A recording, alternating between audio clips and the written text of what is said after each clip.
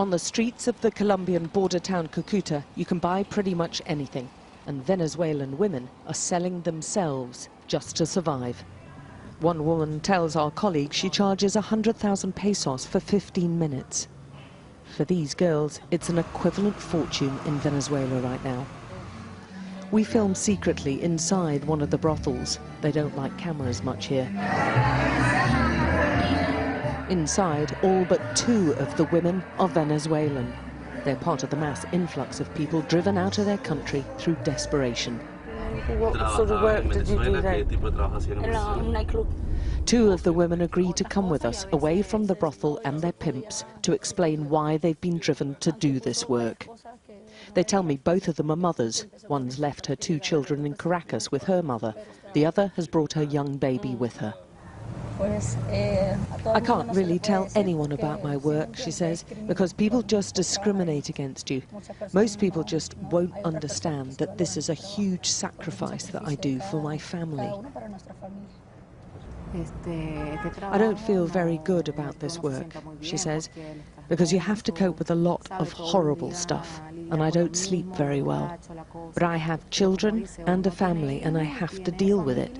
And as I'm not legal here, I can't find a proper job, so I have to do something to provide for my family.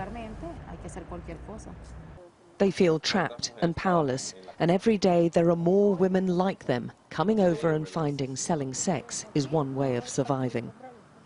I do this because I have to do it. I don't do drugs, I don't drink, I just do this. If I could do anything better, I'd do it, and I'd stop this straight away.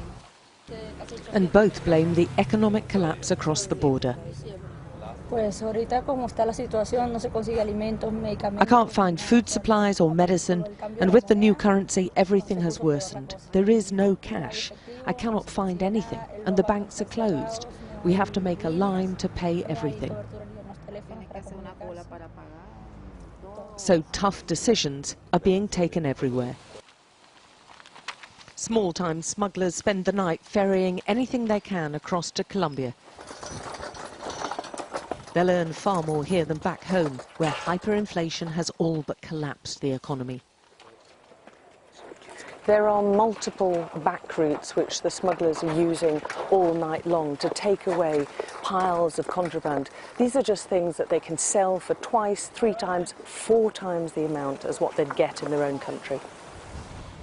Venezuela was once among Latin America's richest nations, with the world's largest oil reserves.